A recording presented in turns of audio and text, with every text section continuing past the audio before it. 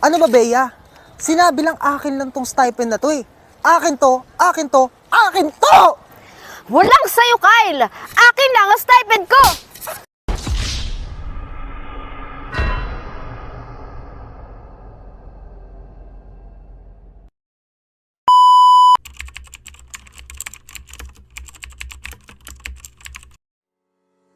Stipends are often included in scholarships, especially for those who receive full-ride scholarships.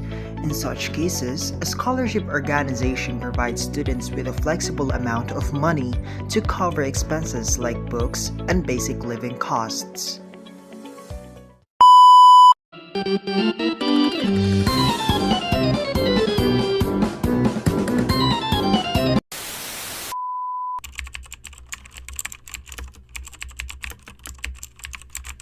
Yan, ito ay nakakatulong dahil ito ay dagdag na allowances.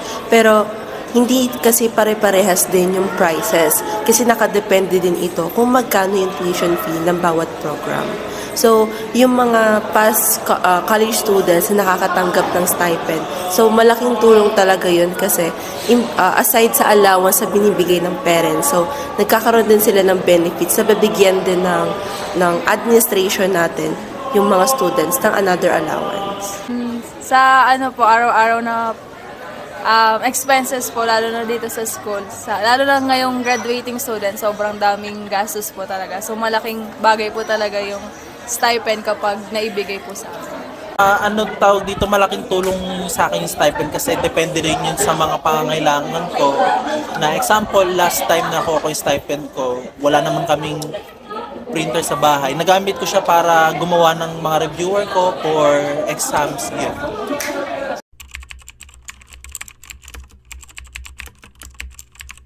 Ilang semester po kayo qualified para sa stipend? 6 sems po. Ilang semester po kayo qualified para sa stipend? Depende po yun sa program po namin. Pero ayon po kasi dun po sa parang contract po namin is per sem po as long na enrolled po kayo dun sa colleges niyo. Ilan na po ang nakuha ninyo at ilan naman ang hindi pa po? Actually, wala pa po kami nakukuha since first year po. So, ilan na po ang nakuha ninyo at ilan naman ang hindi pa po? Actually, medyo na-late ako ng apply kasi yung iba kong kabatch, nauna sila ng apply. Kaya nangyari, sila nakakatanggap na sila ng siguro mga 12K na ako, mga 9K para kasi per sem, 3K, tapos 3 beses pala ako na ako.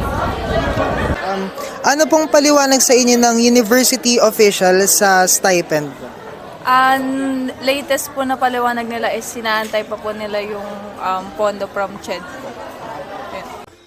Ang tanong ng masa, nasa na ang stipend na pangako para sa qualified student? Huy, it's confidential kaya?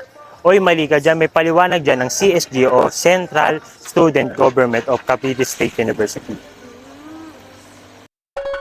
A message from Central Student Government. Ayon sa naging dialogo ng Central Student Government Main Campus University President, ang stipend fund ay hindi hawak ng CSG, OSAS at ng CVSU Administration. Ito ay nanggaling sa Department of Budget and Management, Commission on Higher Education at sa Unifast Board. Makapagpapatuloy lang sa pamamahagi ng stipend once na available na ang pondo.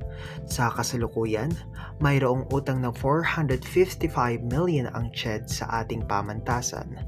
Dahil daw lumobo ang bilang ng mga scholars, lumobo rin ang pangangailangan sa pondo. Maglalabas din daw ang university ng bagong guidelines para sa pagbibigay ng stipend. Dahil sa patuloy na pagtaas ng presyo ng mga bilihin at paggastos ng pag-aaral, mahalagang maibalik ang stipend upang ma-alleviate ang paghihirap ng maraming kabsuhenyos.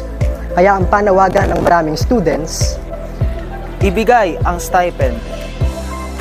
Ibigay ang stipend. Ibigay ang stipend. Ibigay ang stipend.